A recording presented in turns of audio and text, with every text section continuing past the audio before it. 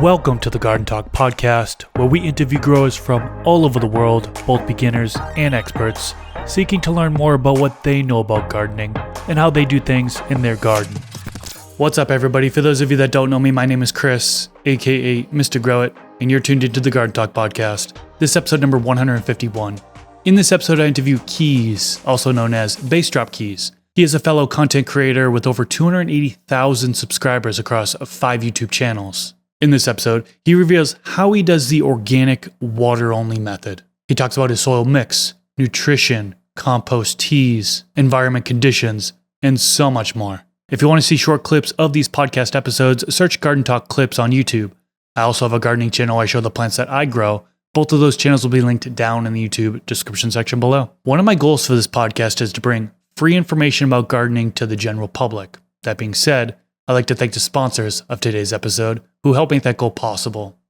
Thanks to AC Infinity for sponsoring this episode. Check out their trim tray. This kit features 3 trays with sorting and sifting screens to give you the flexibility to catch leaves or trichomes. In addition to the standard catch bin, it features a food-grade stainless steel tray that, when used with the sifting screen, lets you easily collect trichomes without getting them stuck. There's more to it, so click the link in the description section below so you can learn more about their trim tray, and the discount code MrGrowIt15 works on both Amazon and their website, acinfinity.com.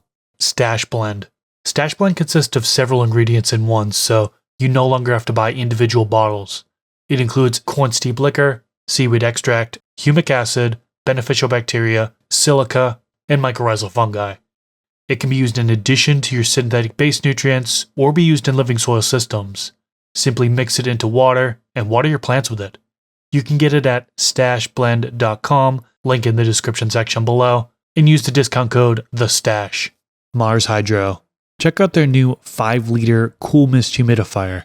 It has 4 levels of mist control, covers 269 square feet, and pulls 30 watts from the wall. It's touchscreen and comes with a remote. They also have new grow kits that are customizable. You pick your own combination of lights, tents, and ventilation according to your actual needs and preferences. Go to their website, mars-hydro.com, for more details, and you can use the discount code MrGrowIt to save on any of their products.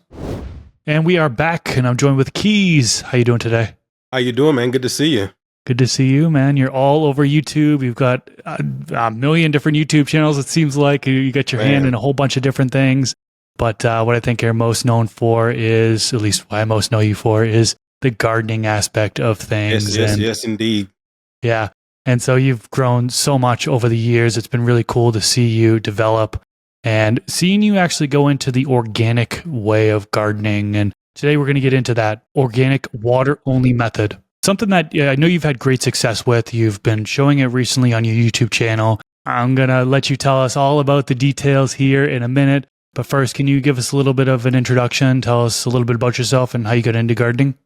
Sure. So my name is Dwayne Keys. Everybody knows me as Bass Drop Keys, your friendly neighborhood Negro. Everybody thinks that's always funny. So I just kept it because I'm like, I need something to stand out. But anyway, I'm from Georgia. I was raised in Georgia. I'm a military vet. After I got out of the Army, I basically stayed where I was at rather than going back home. And then just by happenstance, I just got in my head, I want to be a content creator. I used to watch a guy, Custom Grow 420. I don't know if you remember him. I haven't watched him in a long time. But I was like, oh, Custom Grow for YouTube. I used to love that guy. But I started being a content creator 2016. And then I started actually growing October 2020. So I've been growing almost 4 years. Next month will be 4 years that I've been growing. And as far as the organic side, I'm really leaning towards it. Number one, it's probably a lot easier for people to do because you don't have to do the nutrients every time. That's actually how I found you. You have a video where you were showing Blue Planet nutrients, and you were showing, what order you should put it in. That's how I actually found out about you whenever I started growing. So you helped me out whenever I first started. You was using blackstrap molasses. I said, I'm using blackstrap molasses. So I really appreciate that when I was starting. And then your book on Amazon, right? Yeah. So you really helped me when I started, but I really lean towards organic because from Mr. Canuck's Grow, he calls it the lazy man way of growing. I just think it's really efficient, the organic way, because you only have to do the dry amendments every 3 or 4 weeks, as opposed if you're doing synthetic, then every time you feed. Well, some people do feed water, feed water. Whenever I'm doing synthetic, I'm usually doing feed every time, unless the plant tells me otherwise. But every time you do it, then you have to do the nutrients and pH and all the rest of it. So organic kind of lean towards me. And plus, I'm an autopot grower. I seen your interview with Autopotamus. I'm an autopot grower as well. And so for what I do, it just really just leans towards a better grow and easier for me to deal with a whole bunch of plants. Got it. So your overall grow style, you'd say now you're more organic. You were synthetic before. Are you growing indoors or outdoors? And also, are you in soil or coco or hydroponic system? I'm an indoor grower. I've never grown outdoor yet. I will do it. I love Mendo Dope. They have those big plants. I'm like, yo, I want to do that too. But I haven't got there yet, so all of mine are indoor. Now, I love Coco and Perlite. I actually love the Mother Earth 70-30 bag Coco Perlite. That's my favorite one to use. But I have been growing with soil as well. Like the ones that I just did recently, they were all with soil. I did that so that people can see that with autopots, some people think that you can only do cocoa with autopots, but you can also do soil as well. So I wanted to show that. And plus I wanted to show the different setups that Autopot has. That they even gave me my own setup, the Base Drop Keys Autopot system, which I appreciate Autopot for. Shout out to them. But I wanted to show that you could, with Autopots, you can still do soil, but I prefer Coco and Perlite, the Mother Earth Coco and Perlite. Okay. And so you're fully in the Autopot system. You're not in like individual containers. What size? I think Autopots has a couple different size containers that are in their system. What size do you use? Right. So the normal one is the 3.9 gallon pots. And if they get the Base Drop Keys system, then it's going to be the 3.9 gallon pots. But just recently, I've been using the Double XL system. They come in a 9 gallon and a 13 gallon pot. I just did the 9 gallon ones. And then with the 2XL system, they have the 6.6 gallon plastic pots. And I use those as well because I had a 5x5 tent, two 5x5 tents, and I put 2 of those in each of them. So that's why I wanted to use the 6.6 gallons as opposed to the 3.9 gallon that I would normally use, because I'm only doing a limited amount of plants. But they have 9 gallon, 13 gallon, 6.6 gallon, and then the regular one is 3.9 gallon. Got it. Yeah, I think I have the 3.9 gallon ones. I've got them. Geez, it had to have been 4 or 5 years ago now. And great system. Really, really good system. We've talked in podcast episodes in the past kind of about the system and how it works and stuff like that. So we won't really get into any of that. But I do want to know really your water only style. And you mentioned use soil, and that's what you've been doing for this. Is there a particular bagged soil that you use, or is it a custom mix that you create? Like, what's in your mix to begin? That's great. It's super simple. FoxFarm Ocean Forest. I've used it so many times now that I know that you can get at least 30 to 35 days without having to put any more nutrients into it. FoxFarm Ocean Forest is the base for it. I have used builder soil before too. I had a good grow with that one, but the most I've used is FoxFarm Ocean Forest, and that's the base of the soil whenever I use soil.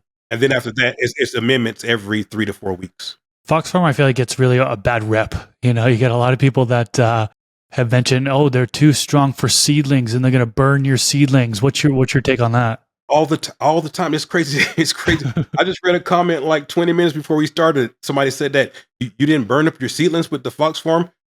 Guys, you can check it out right on my channel. The seedlings go right into it. I'm not doing anything special. I used to do the napkin method, germination style, with the bag and everything. But just putting it right into the soil, there's no problems. So I don't know where isn't it too hot? I haven't had an issue with it one time yet. Yeah, I'm not sure where that came from. I also use FoxFarm Ocean Forest soil. I've used it for 14 years now. And I might have seen that in one of your videos. I'm trying to tell you, when I first started, it was a big resource. I still watch your videos now, obviously. But when you first start, that's when you need the majority of your help. Oh, for sure. Yeah. And I have the same experience of you where I don't really see that burnt seedlings happening. I don't think I've had like one plant struggle in that soil, and that was a sour diesel, which is notorious for being finicky when it comes to the growth, nutrient uptake and stuff like that. So like, Yeah, I think I'm going to do a whole video on does FoxFarm Ocean Forest soil burn seedlings or not, and just show people my result. I've never had one issue with it. The one time that I did, though, it was my fault because I put more amendments in it from the beginning. And that's when I found out you don't need any more amendments. It already has nutrients in it already. So that's the one time it was my fault. So people make mistakes and then try to blame the breeder, the company, the soil company, everybody but themselves. No, I messed up. My bad. Everything's cool. You start out with FoxFarm Ocean Forest soil and not adding any additional amendments. So at what point do you add in amendments? Because eventually that's going to deplete, right? Did you say the 30, 40-day mark? Right. From me using it just by experience, because I've only been growing. Next month is going to be 4 years that I've been growing, but I already have over 50 harvests under my belt. I was doing 10, 12, 15 at a time. That's how on my channel, the Seed to Harvest videos, which people usually know me by, as far as that channel, there's already like 38 Seed to Harvest videos on there. And plus, I haven't recorded every grow that I've done. So in 4 years, I've done over 50 grows. And the way that I do it is straight out of the bag, FoxFarm, Ocean Forest. This is when I'm using soil. And then on the calendar, on day 28, we're doing dry amendments. And for me, I'm using down to earth dry amendments. I know a lot of people like Gaia Green, I never heard of Gaia Green until Mr. Goodness Grow. And then when I wanted to get Gaia Green, it wasn't available in the US. It is now, but I use down to earth. And worm castings, 444, 484 during bloom, super simple. And I was in the Army, and we have a method in the Army called KISS. It's really keep it simple, stupid, but people all PC, you can't say stupid now. So it's keep it simple, soldier. And the point of that is the minimum that you can do to get the job done and get a great result. We're trying to be as efficient as possible. So worm castings, all-purpose vegetable garden, that'll be just fine. And then once you get to flower, add the 484 in there, and that's it. Super and water. That's it. We have a lot of people here that tune in and they take notes and they want to emulate what some of the guests do. Can you give us specifics on how much down to earth 444 you're giving the plant and worm castings on the first feeding versus the second feeding and so on and so forth? Yes. It really depends on which pot I'm using, because either I'm using the 3.9 or the 6.6 usually, but just recently, like I said, I did those 9-gallon pots. So that was my first time using like the big 9 gallons, but it's really simple. I'm not even changing it. 1 cup of worm castings, 1 cup of vegetable garden. That's it. If it's a 3.9 gallon, I'll do half a cup. If it's 6.6, a full cup. If it's the 9 or above, I was doing a little bit over a cup and a quarter, something like that. And that's it.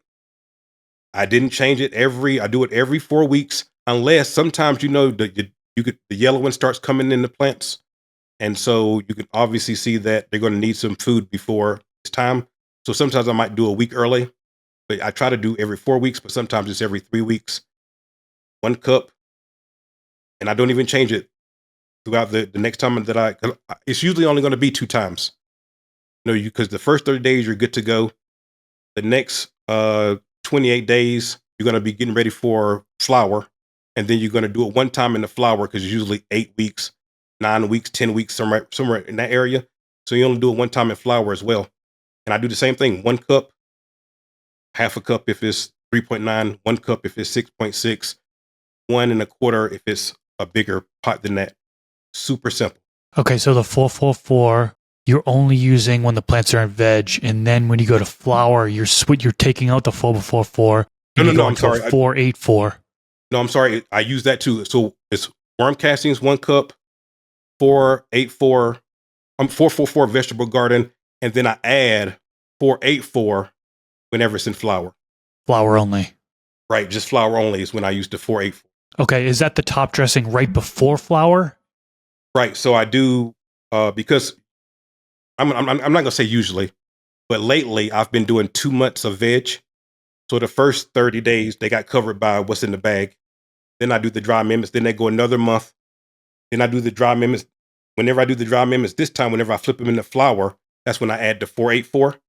And then they get one more time in flour, the same thing, 484, and then that's it. Because, usually it's 8 weeks, 9 weeks, 10 weeks until you harvest. Sometimes, I had some auto flowers that went 11 or 12 weeks. That was crazy, though. Yeah, those long flowering ones, you can really get into hot water, especially if you think you're growing like an 8-weeker or a 9-weeker, and then all of a sudden you get to like week 6, 7, and you're like, this isn't starting to ripen. And then all of a sudden you're at week 10, 11, 12, and it's like, oh, I should have done another feeding. It was so crazy. My biggest harvest so far out of all those harvests I told you about was actually an autoflower, Fast Buds, West Coast OG. Fast Buds was my biggest harvest ever. And I was like, it's an autoflower, and that's the first time I ever experienced bud rot. I never had buds big enough to have to worry about it. Till then, I was like, goodness, these autoflowers are strong. They're not like the old autoflowers where people were talking trash about them. Oh yeah, back in the day it was totally different when it didn't yield as much as photos could. Nowadays that's a whole different story.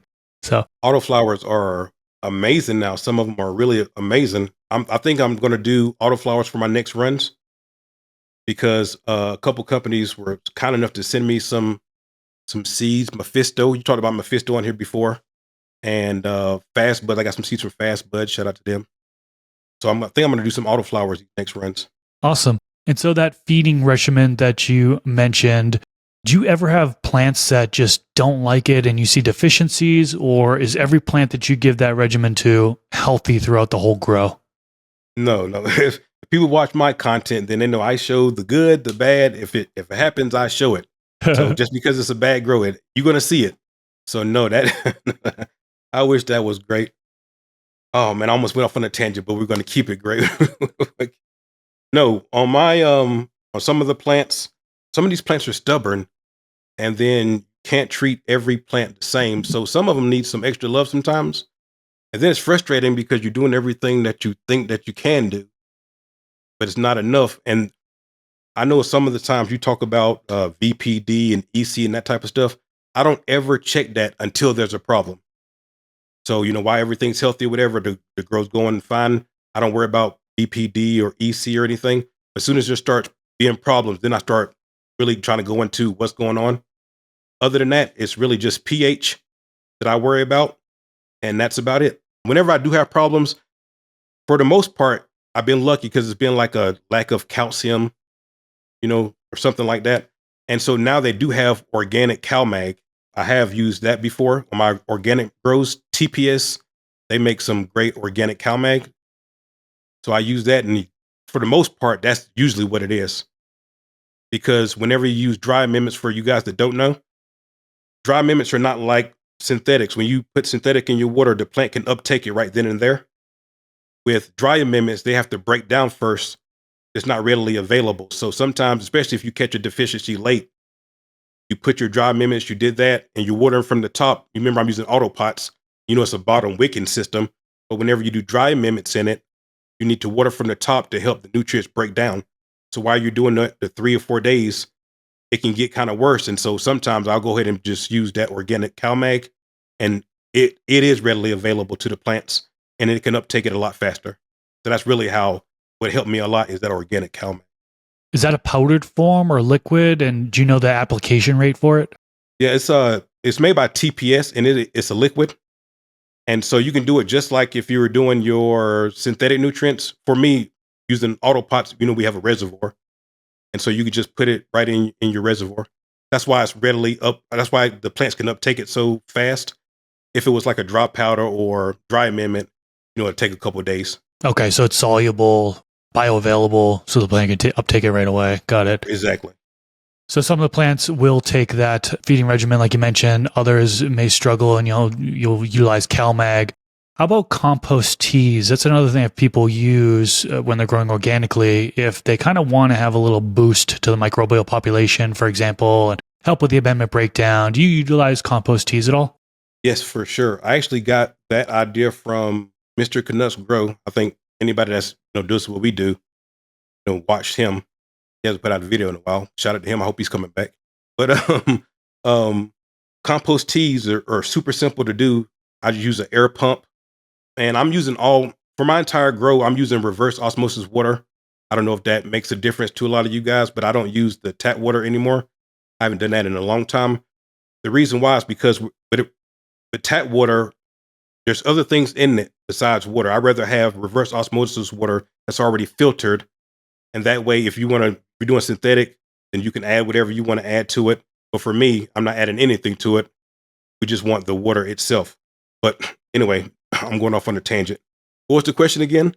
It was about compost teas. If you can kind of Compost break teas. down So yes, how you do them. compost teas. The simple recipe is worm castings, and then you also need some type of sugar. And I told you use blackstrap molasses.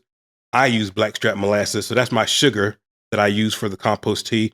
And then I have used a little bone meal in there before, or alfalfa I've used before as well. But usually the compost tea and the blackstrap molasses, you can get away with just that by itself. If you're in, you can make compost teas for veg. You can make compost teas for flour. Depending on where you are in the grow, you can use that same 444, 484, down to earth, Gaia green, whatever dry mimics you guys are using. You can use those same dry mimics and worm castings to make your compost tea. You just need a bucket, air pump, super simple. Are you doing like a 5-gallon bucket? Exactly, 5-gallon bucket. And what's so great about compost teas is you can really spread it out. You can put them in other buckets and then thin them out and use them because they're super strong. You can water it down. So if you're doing a lot of plants like I used to do, I had 15, 16 tents in one house. Obviously, you can't do but so many 5-gallon buckets. So you can actually thin it out, and a little bit goes a long way. Compost teas. Is it you usually do what you fill up the 5-gallon bucket like almost all the way, about 4 gallons worth, and then put 1 cup of worm castings? Is that what you Right. do? So the process that I do is I fill up the 5-gallon bucket. You want to leave a little space on the top because whenever the air pump starts going, it's going to start bubbling. So I leave a little bit of space. And then they have these it's basically like a strainer bag. And that's when I pour the worm castings in. It's usually 1 cup of worm castings. If I'm doing it for veg, then it's going to be 1 cup of the 444. And then as far as the blackstrap molasses, maybe 4 or 5. You can get away with 4 or 5 tablespoons. But honestly, guys, I'm putting like a 1/4 cup in there. Just pour it in there and stop. And after you do that, you put your air pump in there. I use an air pump with 4 lines, but 1 line is just fine. Turn it on high, and then I just cover it with a towel because it's going to be bubbling from the air. One thing that you guys are going to see is that you're going to see a lot of foam on the top of it. That's totally normal, and that's actually what you want. That's how you know everything's breaking down as it should. And so after 24 hours, you're good to go, and you can feed it to your plants. Awesome. Now, how about microbial inoculants? Some people will buy those and use them, or they'll do like the IMO process and actually get their own microbes out of the backyard. Right. Do you use microbial inoculants at all? Not one bit. I tell you, I am super efficient. Some might call it lazy. I call it super efficient. It's because the reason I do the things that I do is because, like I was telling you, whenever I first started growing, I'm right now, I'm in New Mexico on the Texas, New Mexico, and Mexico border. I moved to LA during the pandemic, and that's when I moved to LA April 1st, 2020, and I started growing October 2020. I had 6 tents in a studio apartment, well, 1-bedroom apartment, smaller than the studio. And so whenever I started growing, I'm doing everything myself, filming everything myself, and I got so many grows going that I can't spend a lot of time with each individual because when you're struggling to make ends meet, and then you find out that, hey, these companies will pay you to do this, the more grows you do, the more money you get. And then also, I'm trying to fast forward my education. Chris, when I started this, still now I didn't have anybody in the industry. No, I don't know anybody that's growing. I just decided that I wanted to do it and I just started doing it. And so there's nothing that can beat experience. And so I have friends and whatnot that's been growing 20 years, 15 years, can't beat experience. So what did I do? To fast forward my experience, instead of doing 1 grow, I'll do 6 grows. That's how I've been able to fast forward my experience because I have friends that they grow outside, like traditional, not light depths. traditional one harvest a year grows. They've been growing 20 years, so they've had 20 harvests. I've been growing 4 years. I've had over 50 harvests because I'm able to fast forward my education. You know what I'm saying? So because of that, I'm trying to be as efficient as possible. That's how I found auto pots, because I'm doing everything myself. And think about it, you got 15 tents in a house and you're hand watering everything. Some things need to be watered once a day, twice a day, sometimes, depending on how you're doing it. Then I'm using Coco. You know about the runoff and all that. You got to have a shop vac. We're doing too much. So I'm trying to be as efficient as possible. So microbes, I never used them. Got it. And a lot of these microbes are actually going to come in on your amendments and worm castings and all that stuff. Right. So, Exactly. Other than that, and CO2, I don't use CO2 or anything like that as well. okay. All right. No CO2 for you. Now, you mentioned you use RO water. I use RO water as well. Do you have one of those under the sink units or what? There is under the sink unit, but I usually do it to the one that's outside. It plugs into the one outside. I got spent like $100 from Amazon. The best money I spent, because if you guys don't know, whenever you're trying to, I started on synthetic nutrients, Blue Planet nutrients. I got that from you. And whenever you're trying to put your nutrients inside some tap water or whatever the case is, your EC is going to be too high because there's already stuff in there. So you need to strip it down to 0 so you have a good base, and then you can build from there, put what you want in there. So that's why I started using reverse osmosis water, and I just continue doing it in all the grows. Yeah, and out of that water, if it has a high ppm, for example, if you're using tap water, you don't know what's in there unless you get a water test, right? Or look at the water report that comes from your local water municipal. And one thing that I found, I can't use my tap water. I have 485 ppm, very high in sodium, bicarbonates. It really makes the pH very high, and it's just not really suitable for growing my plants. So I have to use an RO system as well. I have an under the sink one, and it works out great. So I totally get what you mean by that. Now, how do you go about your watering? You mentioned that it's an auto pot system, so it's going to wick up from the bottom. But you also mentioned that sometimes you do a top watering in order to try to keep those amendments moist. Can you walk us through like when you would go about doing that, how much water, and so on and so forth? Right. So the only time that I do top watering is during the dry amendments. So whenever we're going to be amending our dry amendments, the next 3 or 4 days, I'm going to come in and I'm just going to I have a little watering can. I use, as far as the reservoir for the auto pots, I use the 11-gallon reservoir. And so I have a little watering can that fits in there. And it's probably about 4 cups, 5 cups of water, not that much. Because even though the auto pot system, it wicks from the bottom and has a base, you can overflood the base if you put too much in there. So whenever I'm doing the dry amendments, the next 3 or 4 days, I'm watering from the top. Other than that, it's wicking from the bottom. Okay, pretty straightforward. And you said you do monitor the pH. Now, are you monitoring the pH that you put in your reservoir, for example? What do you typically aim for? That's if I'm in, depends on if I'm doing cocoa or soil. Usually when I'm doing soil, the pH is higher than cocoa. Cocoa, you can go 5.5, 6.5. If I'm doing soil, then I'm really in that maybe 6 to 7 range. As long as it's in the middle. I never try to get it very special, like right on 6.5. I want it to be a range because to me, I feel like what we're trying to do inside is basically replicate what's happening outside. And so outside, they never get just a constant 6.6 or whatever. So I just make sure I have it in between 6.7 or 5.5 to 6. Really, if it's around 6, no matter if it's cocoa or soil, we're pretty much good to go somewhere in that 6 area. Okay, you mentioned soil and cocoa, and correct me if I'm wrong, but the soil would be for the water only style that you're doing, right? The cocoa is for the synthetic nutrients, is that right? Right, that's exactly right. But Okay. I have done organic in cocoa as well, and you just treat it the same way, except for the Mother Earth cocoa and perlite. I start with the 730 bag, and then you just do your own dry amendment. So same thing, worm castings, 444, same exact dry amendments that you do the same thing, except whenever you start off, you're going to put your dry amendments in there because you don't have those first 30 days of nutrients that's already in the FoxFarm bag already. Obviously, you don't have that with cocoa, so you have to give them some nutrients. But I've done it both ways as well. Understood. And then when you are using Coco only with the water only method and you're doing those initial amendments, are you letting that cocoa sit for a while before you plant something into it, or are you planting into it right away? I actually see a lot of videos from expert growers and they do that and let it sit. I'm a rookie. And so I mix it and put it in the bucket and we're off and running. So I don't, I don't, I've never let it sit. I don't have the time or the room to let it sit. I mean, I'm a real home grower. So we're doing this in apartments. Now I have a house thanks to everybody supporting me. Thank you on internet. But I'm in a studio apartment, 1 bedroom apartment, then rented a house, now bought a house.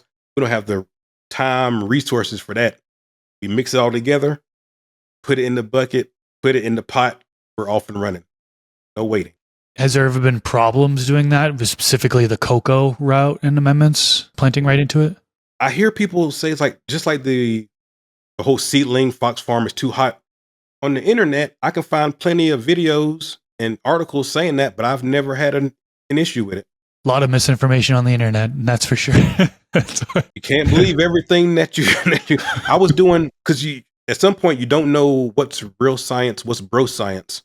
When I first started growing, I was doing the 2 days of darkness before I did the harvest. I don't do that anymore, but I saw Mr. Canucks do it. I saw some other people do it. I'm like, oh, this is what we're supposed to do. Then it's like, this is bro science. Then I was like, does it make a difference? Then I started doing it without it, and I'm like, I don't see a big difference here. So I just stopped doing it. So I don't. It might actually do something. I don't know. I just don't do it anymore.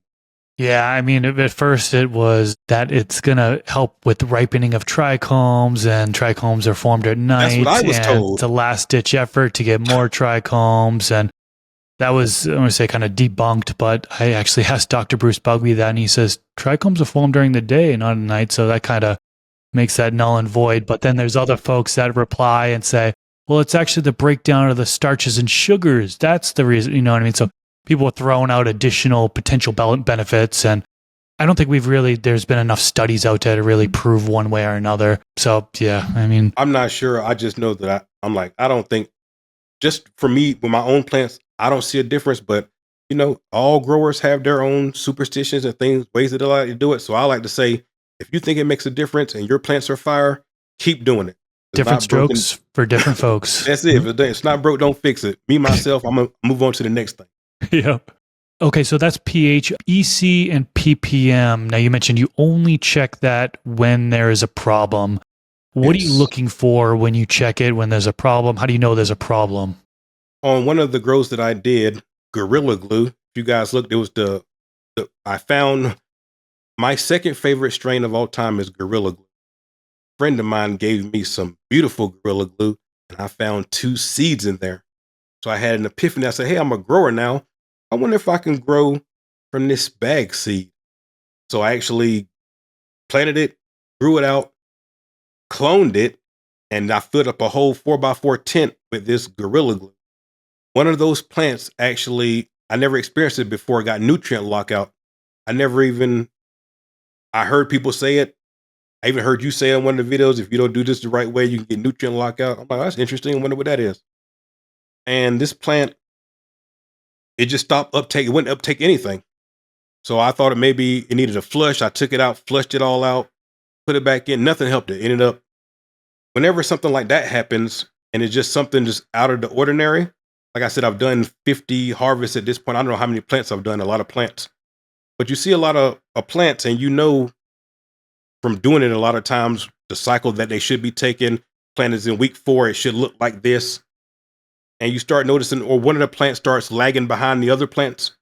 If you just notice something out of the ordinary, that's when I start checking EC, checking my VPD, which thanks to AC Infinity, it's real easy to check your VPD now. But before I needed a meter. I'm like, I can't get a meter or whatever. You know what I mean? Shout out to Ace Infinity. They make it real easy now. It's just right there. But that's when you start checking my VPD, EC, PPMs, everything, just trying to figure out, is anything out of the ordinary? You start flushing the plant, checking the runoff. We're checking the PPMs in the runoff as opposed to what you put in there. Everything that I've seen from your videos. You showed me how to do that. And so I'm like, I'm I want to be an expert grower at some point, but right now I feel like I'm still experimenting, trying to find what's great for me. And this organic with the auto pots has really been working for me. So I want to keep going down this route. But honestly, when things starts going wrong, I'm just researching like everybody else, thinking about things that's happened in the past. Because sometimes things repeat themselves. If you just notice anything out of the ordinary, that's when I start checking all the data points that I can think to check. Something's out of whack and we got to fix it. So you just do the best that you can, basically. All of us are learning. Every single one of us are still learning. Even if you've been growing for 30, 40 years, new information is coming out. You can still learn about things. And it's so crazy, so crazy. I'll never be an expert. I strive to be one day. That's one thing that makes it fun, though, is being able to just learn. There's so much to learn. It's an endless amount of things you can learn and experiment with, really. You don't learn a lot when everything's going great every time. Also, I just want to say this. I don't trust, channels in our niche and growing. If I watch all your videos and every video has been 100% great, I don't trust you. Like you've never had powdery mildew, never had bud rot, never had pest before, spider mite, never had nothing. Everything's been great the whole time. Really? I don't trust you. So I want to see something went wrong at some point. Some of these channels, everything's been great. I said, okay, I don't watch you anymore. It can be pretty clear that some people are hiding their problems, content creators. And I'm just like you, where I show my problems. And yes, it kind of sucks because people just hate on you because you have problems. Oh, you're a terrible grower. You're coming across this. And I'm like, nah, everybody has problems. Like you can't go your entire career and not have any problems. Sure, you could be a newbie for your first, second year and have healthy plants the whole way. But eventually you're going to come across some sort of pest. Eventually you're going to come across a deficiency. Eventually you're going to come across some sort of problem in the grow space. And I don't think you should really, if you're a content creator, I don't think you should hide that from people. You know what I mean? Like show, because that's a learning experience that other people can learn from. So my first year as a content creator, I did the craziest thing. I wish I wouldn't have did. So I'm doing these different videos, whatever. And when I mess up, I would just delete it and start over. That was the content. The mess up is the content. And so you don't learn that until you're like, no, that's what people need to see this. So whenever you guys are growing and you mess up, you shouldn't be like, oh, every time I watch Keys, he's perfect. No, that's not reality. I mess up, you mess up, everybody's going to mess up. Just part of it. You learn from it, try to do better the next time. Exactly. Couldn't have said it better myself. Let's get into environment a little bit. Now, you already mentioned that you don't supplement CO2. You mentioned you really don't look too deep into VPD, although it's on the controller now for AC Infinity. So you do kind of keep your eye on it a little bit. Right. But how about the temperature and relative humidity? What do you typically aim for the different stages of growth? Right. So as you know, as you go further along in the grow, your RH is going to be coming down. Hopefully your RH is going to be coming down, because if you got a high RH and you're at the end of flower, then you're really, really taking a chance on bud rot. And I found out that the hard way when I had the 16, 15 tents in the house, all in flower at the same time. It's so much humidity inside the house, the walls are sweating. And so that's when I had that problem with the bud rot that I was telling you about. Those big buds with too much humidity. So, but to answer your question, for you guys to starting off growing your seedlings, they love high humidity. As you go further along in the grow, when you get to the end of flower, sometimes you're going to be probably around 50 or 40 as far as your RH. Now your temperature, my temperature, because I'm using my central air conditioner to help me regulate inside bedrooms that I'm growing in. And so usually I'm keeping it around 70, but when we get into flower, I am bringing it down to around 65 in that area. So 65 to 70 is usually where I'm at the entire grow.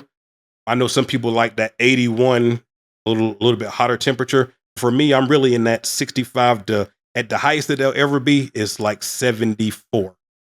That's about it as far as temperature. And the humidity, like I said, it's going to start off high as the seedling. And I mean, you can go from 99% as a seedling to 40, 45% whenever you're ready to harvest them. Okay. And then what do you use for grow lights? And do you aim for a specific amount of par during the different stages of growth or what? Never checked par in my life. Never. I'm trying to tell you, don't have a. I know, obviously, I know what par is. I know there's par meters. Obviously, I know about par, but I've never checked par in my life. I've been very lucky as for because you asked me about grow lights. Every grow that I've done that you guys can look at, every one of them has been sponsored. So my very first grows, thanks to he was actually there at the Ace Infinity sesh, Troy. Thanks to my buddy Troy, he's great guy. He got me my first growing sponsors, Mars Hydro. They actually sponsored my first 2 grows just because Troy. I told you I started as a content creator 4/20/2016. I didn't start growing to 2020, but in those 4 years, I got pretty big as the Do You Dab guy. I had a group on Facebook with like over 75,000 people in it. And I had a big community called Do You Dab. And so because of that, Troy told Mars Hydro, hey, he hasn't grown anything yet, but you should sponsor him because he's going to be big. And just off of Troy's word, they actually did sponsor me, my first 2 grows. And then after that, that's when Ace Infinity found me. But anyway, so as far as the lights, Mars Hydro, Spider Farmer, but Ace Infinity is near and dear to my heart because that's the first growing sponsor that I got by myself. I had only been growing 6 months, and Ace I did I watched Mr. Canucks grow video, and he did a video on the T4 inline fan, and it was just what I was looking for because I was thinking if I could have a fan that would turn on and off by itself, like with parameters, that would be great. And I watched this video, and I'm like, I just thought of that. Somebody made what I thought of. So I used Mr. Canucks code, got it off of Amazon, and made a video with it that wasn't sponsored, obviously. But it's so crazy. The day that video hit 100,000 views, I got an email from Ace Infinity saying, hey, we seen your video. We think you got a lot of potential. Would you like to be sponsored by us? And I was, hell yes. Hell yes. We've been good ever since the past 3 years, 3.5 years. So, but Ace Infinity is my favorite light company, but I do work with Mars Hydro, Spider Farmer, and I'm sponsored by every major light and tent manufacturer. I'm sponsored by every one of them because I told you my coming in, I wanted to make this a career. So as soon as I started as a content creator, I'm trying to figure out how can I get paid to do this. And then once I started growing and people seem to take a liking to how I explain things and my voice is funny and the way I talk is funny, people seem to like it. Then the sponsors started hitting me. When I started working with Ace Infinity, that kind of like opened up the floodgates for you name them, and you can use my name on their website and get a discount. Yeah, I use the AC Infinity lights as well. I've got the Evo 3. I've got 2 of those. Yeah, I've got me too. Evo 6 now. And I've also got their older, well, I'm going to say older lights, but they're the Halo style ones that they call with the opening in the middle. I got those too. T22 and T24s. Yeah, they all rock. They all do really, really good job. Now, since you said you're not measuring par, how do you determine the light distance and the amount to dim the light down to? That's great. I use the manufacturer's recommendations. All lights come with the manufacturer's recommendations. And you guys really should think about these. These companies, they put a lot of money into R&D, research and development, and they know what they're talking about. Same thing about, I don't know if you were going to ask about, when are we going to harvest the plants and that type of deal. It's the same thing with these breeders who are breeding. If they're a good breeder, then they have a recommendation on about when you can expect to harvest. So you use that along with looking at the trichomes. It's the same thing. Light manufacturers, if they say 18 inches above the canopy at 40%, then that's what it is. And then obviously from experience, you go up a little bit, go down a little bit. But for everybody starting off, light manufacturer's recommendation, they really do put a lot of effort into telling you the right information. And then what do you run for light cycles for veg and flower? Usually I'm 20 during the seedling stage, I'm 24 hours on. And then once I transplant out of, I'm red solo cup, old school with it. Red solo cup until I transplant into whatever pot I'm going to transplant. Whenever I transplant them into the veg pot, if you will, my veg auto pot. Then that's when I do 18 and 6. And then once I hit flower, 12 and 12. I have done 24 hours for the entire veg cycle because the plants don't need a dark period until flower if they're photo period plants. So I have done that before, but I just found that just makes your light bill go higher. So you might as well just I've done 18 and 6 from the beginning too, but usually I'm 24 hours on for the first probably like 10 days or so. Okay, that makes sense.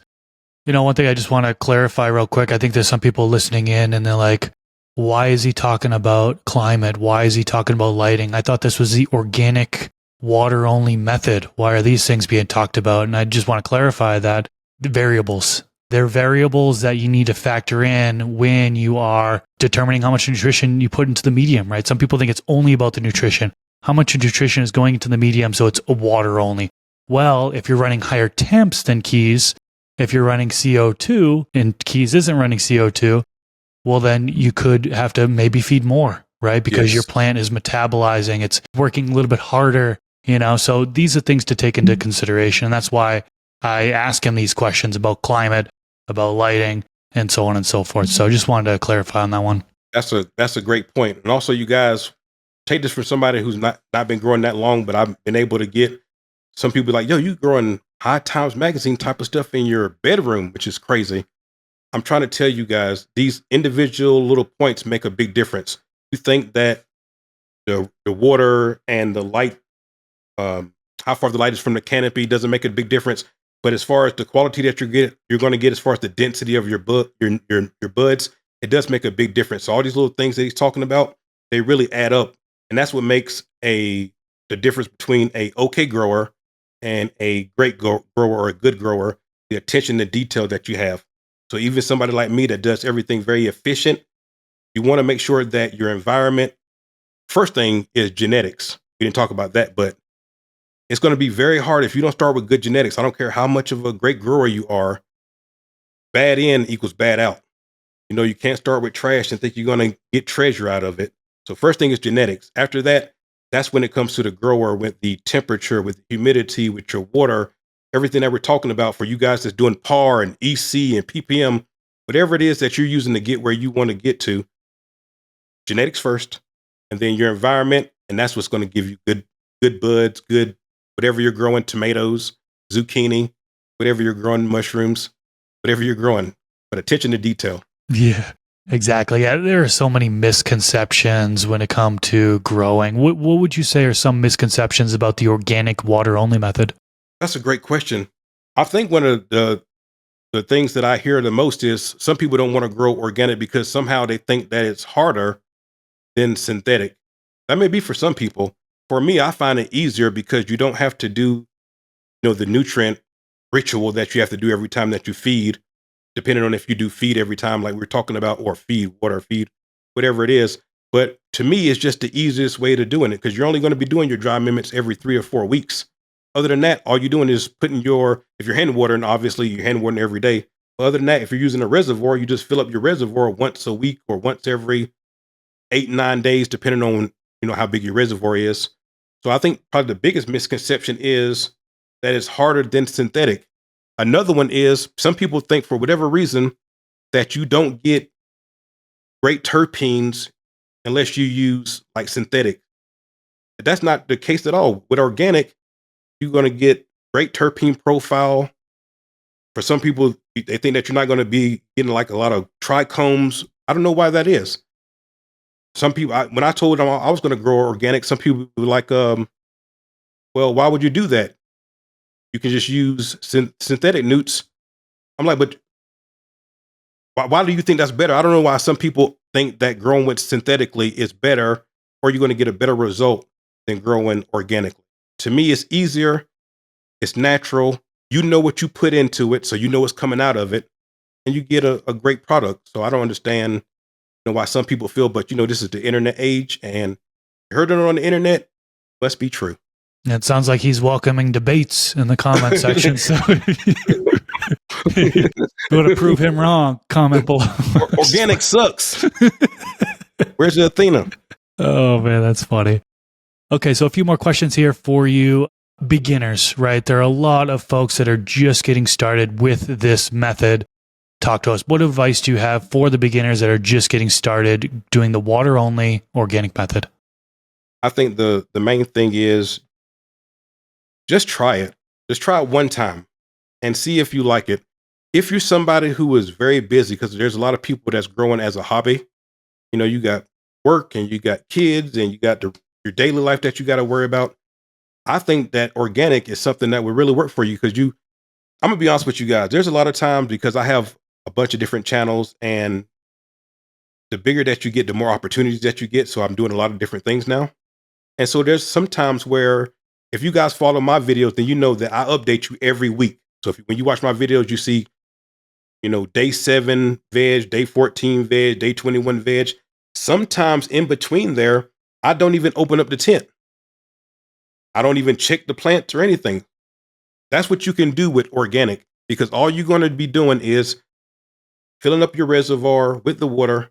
And obviously, you do have to do some defoliation. We didn't talk about that, but we still do our defoliation. I still do lollipopping.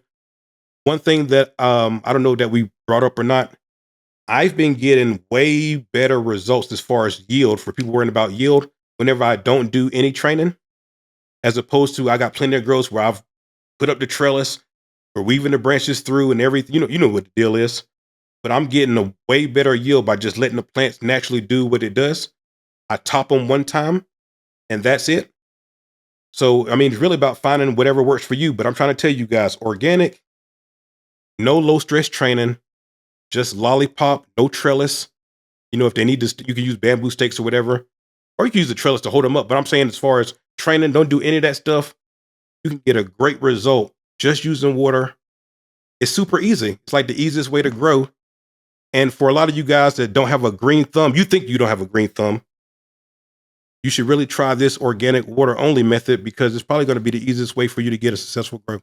Well, all right. There is one more question here that's actually a new question. I think I'm going to start asking people towards the end of the episode from here on out, potentially. Rapid fire. What are the top 3 genetics that you've grown? Top 3 genetics that I've grown. When you say top 3, just in my opinion or my favorites? Or the result that you like, top 3 that you like for whatever reason. I would have to give, not in any particular order, but the number one, the first thing that came to my mind was the Fast Buds West Coast OG. That's because that was my biggest grow as far as the grams and everything. Also, I love Square One Genetics / Robin Hood Seeds THC Titan. Wedding cake crossed with banana buttercups. Nanas. Honestly, guys, pick anything from Titan, Square One, Robin Hood Seeds. I haven't had a bad one yet. And I've grown a lot of his stuff and I love all of it. So any of those, anything from there. And then, I had one of the grows that people know me for is the Utter Madness that I did from Soulfire Gardens. It was the purple one. And I get a lot of compliments on that one. So I would probably say anything from Square One, Robin Hood Seeds, West Coast OG, Fast Buds, Soulfire Gardens, Utter Madness. Those are probably my favorite ones. That gives folks some things to look out for. You know what I mean? I know lots of people shopping for genetics. So yeah, check out those ones. And yeah, I can vouch for THC Titan as well, Square One Genetics. Everything I've grown from him has been incredible. I had him on a different podcast I was a part of back in like 2017 or something. I'm trying to get him on the Garden Talk podcast. He's a tough guy to get a hold of these days. So I may need the audience's help here. If you can DM him, flood his comment section or whatever, and let him know to come on to Garden Talk. He's welcome to come on. I'd love to have him on because I want to talk to him because I know I'm biased towards me. But I really think that if I could create my own strain, it would be something that'd be very popular. I appreciate the seeds that you gave me, by the way. Thank you very much. Chill out, OG. But I wanted to see if I could partner with him on something because I think I'm a pretty good face for a strain, bass drop OG or something like that. And so I could just start from the bottom and do it myself, which obviously I'm going to do. But it'd be good to partner with somebody with so much experience, and I respect what he does so much. He's fire to me. One of my favorite, probably my favorite breeder is Titan. For sure. Awesome conversation, man. Let's wrap things up here. Can you tell the listeners how they can find you and what you have upcoming in the future? For sure. First of all, if you're on Instagram, the Rookie Mycologist on Instagram, make sure it's the verified one. I never thought in my life that I'd be one of these people that people make fake profiles and copy, but there's about 100 people on Instagram pretending to be me. Don't get scammed. You can't buy anything from me. I'm not selling anything. Don't get scammed. So the Rookie Mycologist on Instagram, and then on YouTube, Good Eats 420, the Rookie Mycologist Base Drop Keys, YFNN. Awesome. Well, I'll definitely have a link to your channel, YouTube channel, the gardening ones, down in the YouTube description section below. And you told me before we're recording, once you go to one of your YouTube channels, you can scroll down to the bottom of that home page, the channel page, and then see all of your channels on there. You've got so many different channels, and ventures other than gardening. So that's really cool to see, man. Best of luck to you in the future. Appreciate you coming onto the podcast today. And I want to give a big shout out to our Patreon folks, the folks that support this podcast here, patreon.com/Mr. Grow It. There's a producer tier where basically we get credit on the screen right now. Scrolling, thank you. You pay for everything from the studio cost, the editing cost, and so much more. So 100% of the money that gets donated through Patreon goes right back on the podcast. So thank you. Keys, thanks so much for coming on. This has been awesome. This has been really fun. It was great meeting you in person at the Growers Gauntlet Sesh. Sure. Great conversation here, and keep doing your thing. Thank you very much. Appreciate you having me on. Hope to be on again one day. Appreciate you. For sure, man. All right. Peace out, everyone. Catch you in the next video.